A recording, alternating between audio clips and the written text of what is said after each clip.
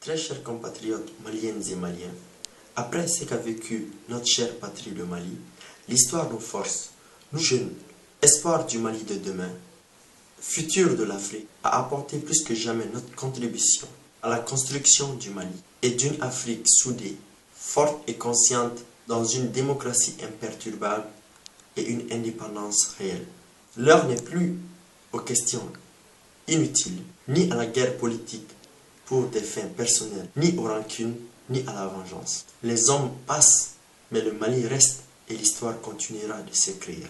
C'est pourquoi, moi, Amadou Nassar, amoureux du Mali et fanatique d'une future Afrique unie, puissante économiquement et militairement, décide de m'exprimer à travers des vidéos afin d'apporter ma contribution, si petite qu'elle soit, en faisant part de mes idées pour la reconstruction de ce pays. J'appelle ainsi tous mes compatriotes, j'appelle tous les jeunes africains à profiter de ce joyau appelé Internet que bénéficie notre génération afin de se faire entendre et de faire parvenir leurs idées. On entend crier à longueur de journée « J'aime le Mali, fier d'être africain » et d'autres slogans de ce genre. Mais la plupart s'aiment d'abord, car qui aime son pays est incapable de détourner le bien public et de s'y vanter au su et au vu du monde. Qui aime son pays est incapable de fermer les yeux sur la corruption. Qui aime son pays est incapable d'aller voter pour ces mêmes gens à cause des billets de banque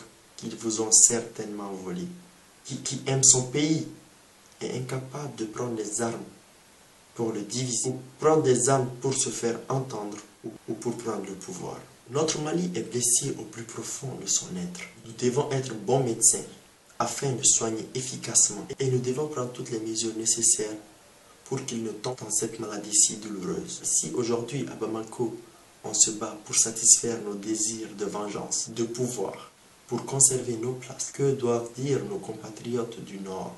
Ces jeunes victimes de tous les maux, ces femmes et hommes fouettés, amputés et assassinés injustement, ces veuves et ces orphelins, ces jeunes braves soldats assassinés froidement et tombés sur le champ de l'honneur laissant leur famille. Ces milliers de réfugiés maliens qui ont fui leur terre qu'ils aiment tant et qui vivent ailleurs dans le calvaire total. C'est à eux l'on doit penser pour dire stop. Arrêtons de se jeter les responsabilités car en réalité nous sommes tous des accusés.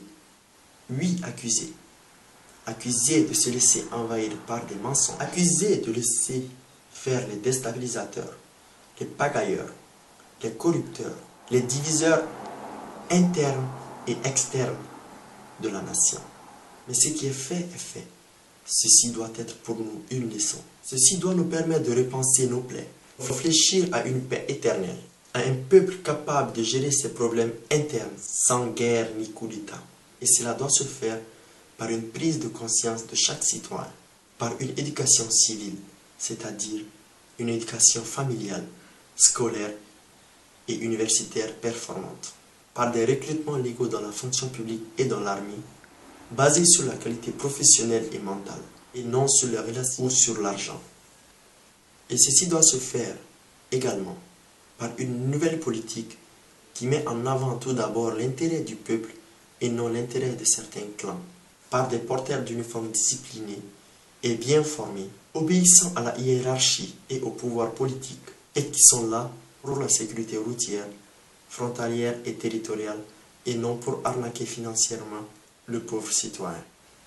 Par un contrôle strict des institutions de la République et des projets de l'État, afin que ceux qui volent le bien public payent, ce qui réduira énormément la corruption, par le financement d'entreprises à zéro intérêt pour les jeunes et par le respect des critères d'appel d'offres pour les projets de l'État. Je ne peux tout citer, mais tout ceci doit d'abord commencer par une vraie réconciliation qui ne peut se faire que par le retour de tous les exilés politiques, tous les réfugiés, mais aussi par un dialogue avec tous les groupes rebelles maliens, je précise, qui acceptent de déposer les armes.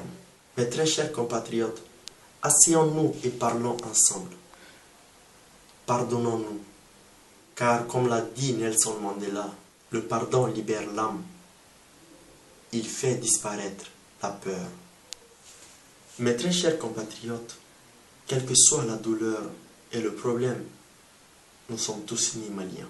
Et le Mali nous appartient tous. Nous sommes obligés de s'asseoir, de se regarder en face, de se dire la vérité, de soulever les responsabilités et de se pardonner, si on veut le bien de ce pays. Mes très chers compatriotes, je termine en lançant un appel à toutes les filles et tous les fils du Mali à sortir massivement lors des prochaines élections présidentielles, élire un candidat conscient des souffrances des Maliennes et Maliens. Un candidat honnête et travailleur, car l'avenir du Mali en dépend. Éloignons-nous des beaux parleurs, des menteurs et des distributeurs de billets de banque, si on veut un avenir radieux.